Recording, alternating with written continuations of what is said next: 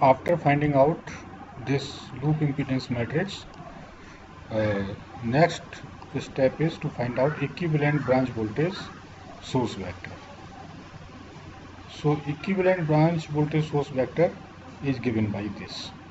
So there was a voltage source in branch number 1, and in remaining branches there was no source. Because there is no current source, so this is equivalent VBSE as well as VBS, voltage source vector as well as equivalent voltage source vector.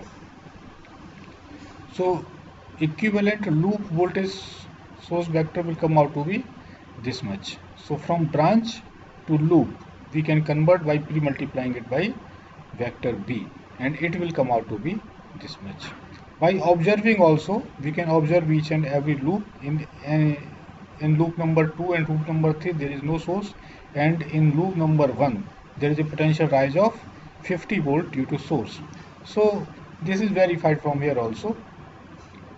So loop equations are obtained using this equation, ZLIL equals to VLSE. So IL will come out to be ZL inverse VLSE. So substitute those values, IL will come out to be this much. And from these loop currents we can find out branch currents. So branch currents can be computed like this, LT IL. So this will come out to be this. And branch impedance current is nothing but branch current plus branch current due to sources, current sources. So from this equation also IBZ is the same, and VBZ is branch voltage plus this thing, and there is no branch current, and because there is no branch current, so IBS is 0. So IBZ is equals to IB, and once we have computed this IB, we can find out VBZ if there is a requirements. So VB is equals to VBZ minus VBS, and from here once we have computed this VBZ, we can find out this VB by pre-multiplying it by ZB.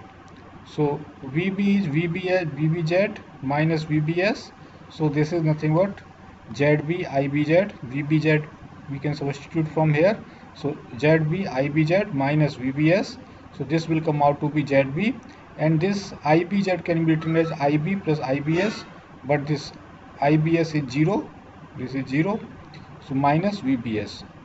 VBS we already know that this is VBS, minus 50 in this, and remaining are 0 here.